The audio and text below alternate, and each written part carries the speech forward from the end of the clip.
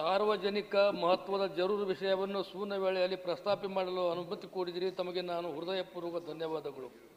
ಸ್ವಾತಂತ್ರ್ಯದ ಬಳಿಕ ದಕ್ಷಿಣ ಭಾರತದಲ್ಲಿ ಮೊಟ್ಟ ಮೊದಲು ಪ್ರಾರಂಭವಾದ ಗುಲ್ಬರ್ಗ ದೂರದರ್ಶನ ಕೇಂದ್ರವನ್ನು ಕೇಂದ್ರ ಸರ್ಕಾರ ಬಂದ್ ಮಾಡಲು ಹೊರಟಿರುವ ಬಗ್ಗೆ ದಿನಾಂಕ 4/8/2025 ಸಂಯುಕ್ತ ಕರ್ನಾಟಕ ದಿನಪತ್ರಿಕೆ ವರದಿಯಾಗಿರುತ್ತದೆ.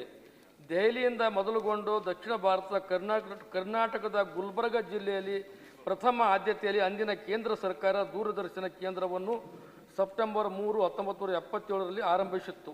ಈಗ ಅದೇ ಕೇಂದ್ರ ಸರ್ಕಾರ ದೂರದರ್ಶನ ಕೇಂದ್ರವನ್ನು ಮುಚ್ಚಲು ಹೊರಟಿರುವುದು ವಿಪರ್ಯಾಸವೇ ಸರಿ. ಕಲ್ಯಾಣ ಕರ್ನಾಟಕವು 370J ಕಲಮಿನಲ್ಲಿದ್ದು ಹಿಂದುಳಿದ ಪ್ರದೇಶವಾಗಿದೆ.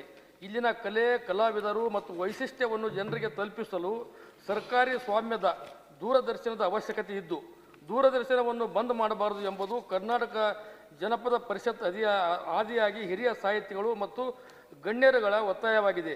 ಕಳೆದ ಹಲವು ತಿಂಗಳಿಂದ ಒಂದೊಂದೇ ಕಾರ್ಯಕ್ರಮ ಸ್ಥಗಿತಗೊಳಿಸುತ್ತಾ ಬಂದಿದ್ದ ಕಲಬುರಗಿ ದೂರದರ್ಶನ ಕೇಂದ್ರವು ಇತ್ತೀಚೆಗೆ ಕಾರ್ಯಕ್ರಮಗಳ ಪ್ರಸಾರವನ್ನು ನಿಲ್ಲಿಸುತ್ತಾ ಬಂದಿರುವುದು ನೋವಿನ ಸಂಗತಿಯಾಗಿರುತ್ತದೆ.